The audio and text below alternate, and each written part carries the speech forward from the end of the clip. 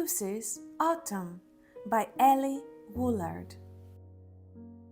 While the fields burst with flowers the whole summer long, a tiny grey goose grew bigger and strong, and she thought to herself as she splashed and she swam, "This world is so fine, and how happy I am."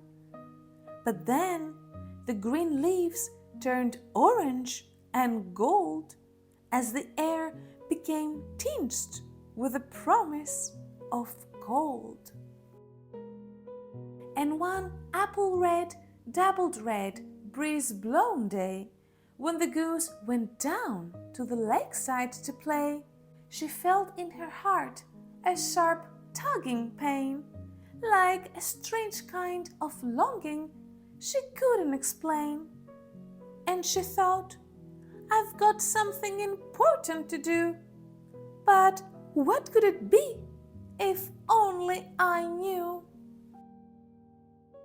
She spotted some beavers at work up ahead. "What do you do in the autumn?" she said. And they answered, "We bite through the trees to get wood, which we use to make homes that feel cozy and good." "That's what I'll do," the goose said. "I'll make this tree fall." But she found that the tree wouldn't topple at all. Then she spotted some squirrels and said, "Tell me please, what do you do on cool mornings like these?"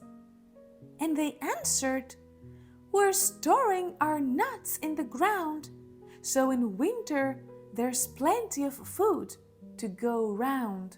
"Of course," said the goose, "that's what I will do too." But digging a hole wasn't easy to do.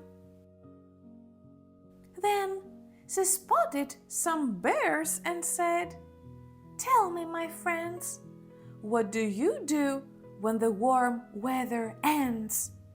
And they answered, "We're building a den, soft and deep, where in winter we'll curl in a safe, warm sleep."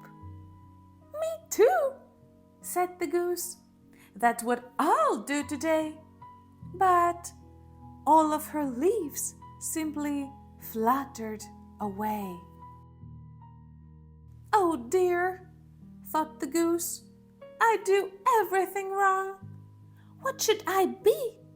Can I ever belong?"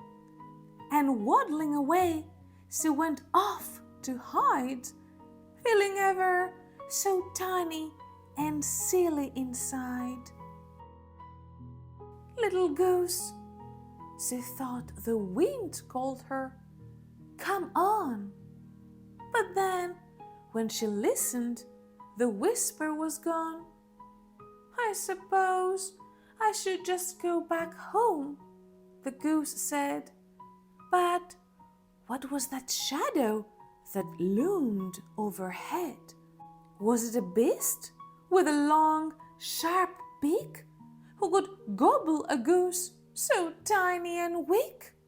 Or was it a monster whose wings were so vast they could banish the sun as it raced on past? "Oh, what shall I do?" the goose thought with a cry, and then she glanced up and saw in the sky not a monster at all, but creatures like her, whose wings stroked the wind with a soft, strong whir. "Now I know," cried the goose. "Now I know what to do." And she lifted her head up high and she flew. Feeling free as the skittering breath of the breeze, she soared over the mountains and rivers and trees, always pursuing the voice of the throng who called, "Little goose, join the flock. Come along, we're off to the south, where the air warms our wings, where even in winter the sunshine still sings. Oh yes, said the goose, that's what I'll do as well. And as she rose upwards, she felt her heart swell with the joy of the wind as it danced and it swirled. Oh, this, thought the goose, is my place in the world.